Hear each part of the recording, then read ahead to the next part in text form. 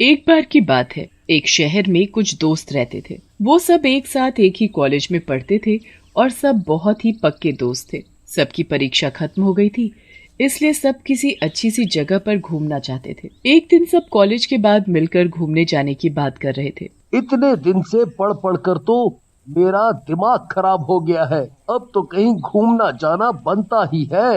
हैं?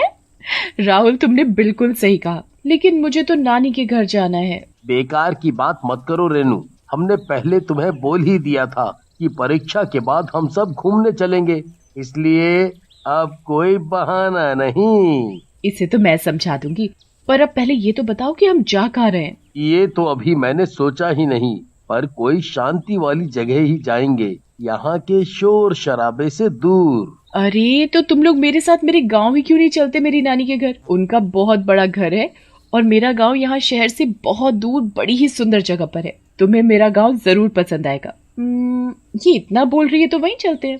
वैसे भी मैंने कभी गांव नहीं देखा। ठीक है, फिर परसों हम रेनू की नानी के घर चलेंगे। सब लोग रेनू की नानी के घर जाने की तैयारी करने लगते हैं और सब बड़े ही खुश होते हैं। 2 दिन बाद सब बस स्टॉप पर अपने अपने सामान के साथ पहुंच जाते हैं और रामगढ़ की बस में बैठ जाते हैं। आखिर तुमने सबको अपनी नानी के घर जाने के लिए मना ही लिया। ऐसा नहीं है, और वैसे ही मुझे पता है कि तुम लोगों को वो जगह इतनी पसंद आएगी कि तुम्हारा वहाँ से वापस आने का मन भी नहीं करेगा। चलो, वो तो चल कर ही पता चलेगा। रात तक सब लोग रामगढ़ पहुँच जाते हैं। रेनू की नानी सबके लिए खाना बनाकर तैयार रखती है और सबका इंतजार ही कर रही होती है। जैसे ही सब लोग नानी के घर पहुँचते हैं तो इतना बड़ा घर देखकर दंग रह जाते हैं। वाह, ये तो किसी हवेली से कम नहीं है। अभी अंदर चलो, तुमको और अच्छा लगेगा। सब अंदर जाते हैं तो नानी सबको देखकर बड़ी खुश होती है और सबको खूब प्यार करती है। नानी, ये है मेरे दोस्त, ये है सीमा, ये राहुल और ये मोहित। तुम सब बड़े प्यारे बच्चे हो। आ जाओ बच्चों, चलो जल्दी से मुंह हाथ धो लो, मैं तब तक खाना लगा देती हूँ। ठीक है नानी। सब हाथ मुंह धोकर खाना खाने बैठ जाते हैं। उसके बाद सब इतने थक जाते हैं कि लेटते ही सबको नींद आ जाती है। अगली सुबह तैयार होकर सब घूमने जाने लगते हैं। कहाँ जा रहे हो तुम सब बच्चे तैयार होकर? नानी, मैं इनको गांव दिखाने ले जा रही हूँ। ठीक है, ये तो अच्छी बात है, सबको अच्छे से पूरा गांव दिखाना, पर दूर नदी के पास मत जाना। ऐसा क्यों नानी? अरे बस ऐसे ही, तुम बस वहाँ मत जाना, ठीक है? ठीक है नानी, हम वहाँ नहीं जाएंगे। हाँ नानी, हम वहाँ नहीं जाएंगे। सब लोग गांव घूमने के लिए चले जाते हैं।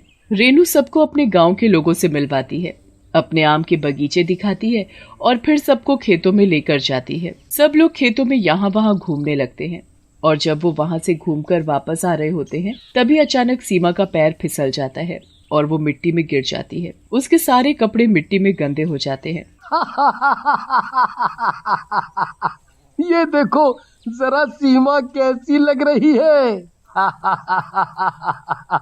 सच में मुझे तो बहुत हंसी आ रही है।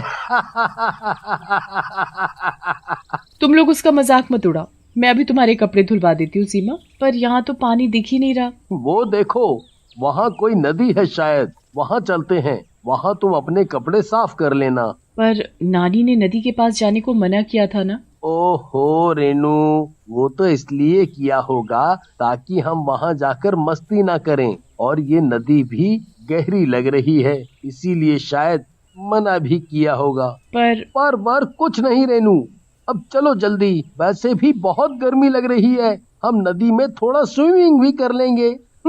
रेनू सबको मना करती है पर कोई उसकी बात नहीं सुनता।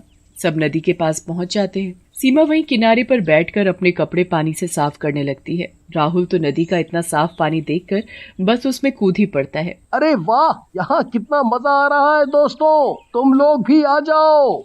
नहीं नहीं, हमें नहीं आना, तुम ही मजे करो। राहुल तैरता तैरता थोड़ा आगे निकल जाता है और तभी उसके पीछे से एक चुड़ैल पानी से बाहर निकल आती है। जैसे ही सीमा की नजर उस चुड़ैल पर पड़ती है वो जोर से चिल्लाती है, चुड़ैल चुड़ैल, वो देखो राहुल के पीछे चुड़ैल है, राहुल जल्दी पानी से बाहर आओ। राहुल पीछे मुड़कर देखता है तो चुड़ैल उसके बिल्कुल पीछे खड़ी होती है। उसे देखकर तो राहुल के हाथ पांव फूल जाते हैं। वो भागने की कोशिश करता है पर चुड़ैल उसे पकड़ लेती है।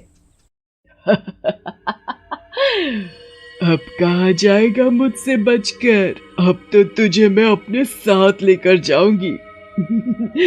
बड़े दिन बाद मुझे कोई शिकार मिला है। छोड़ दो उसको, छोड़ दो। तुम ऐसा क्यों कर रही हो?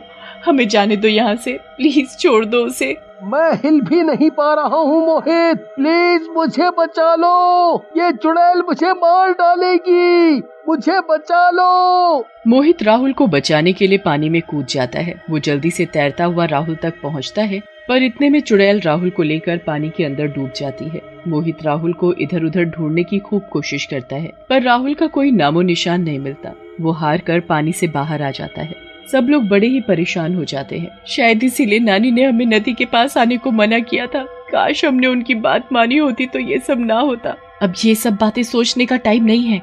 हमें जल्दी से नानी के पास जाना होगा, वही हमें सब सच बताएंगी। हाँ, जल्दी नानी के पास चलो। सब लोग जल्दी से घर पहुँचते हैं। सबके चेहरे का रंग उड़ा होता है। नानी सबकी ऐसी हालत देखकर ही घबरा जाती है। क्या हुआ बच्चों, तुम लोगों ने ये क्या हालत बना रखी है? और मोहित, तुम भीग कैसे गए? और वो राहुल कहाँ है? नानी, नानी वो राहुल। क्या हुआ राहुल को? जल्दी बताओ, मुझे घबराहट हो रही है। वो राहुल नदी में तैर रहा था और उसे एक चुड़ैल पानी के अंदर ले गई। हे भगवान, ये क्या कर दिया तुम लोगों ने? मैंने मना किया था ना कि नदी के पास मत जाना, तो तुम लोग वहाँ क्यों गए? तुम शहर के बच्चे, मैं क्या करूँ अब? वो चुड़ैल कितनी खतरनाक है, मालूम भी है तुम्हें? मतलब आप उस चुड़ैल के बारे में जानती हो नानी? मैं क्या, पूरा गांव उस चुड़ैल के बारे में जानता है। वो चुड़ैल उसी नदी में जादुई पेड़ों के बीच रहती है। वो पेड़ लोगों का खून चूस कर जिंदा रहते हैं, जिसके लिए ही वो चुड़ैल गांव के लोगों को पकड़ कर ले जाती है। उन लोगों को बचाने का कुछ तो रास्ता होगा नानी।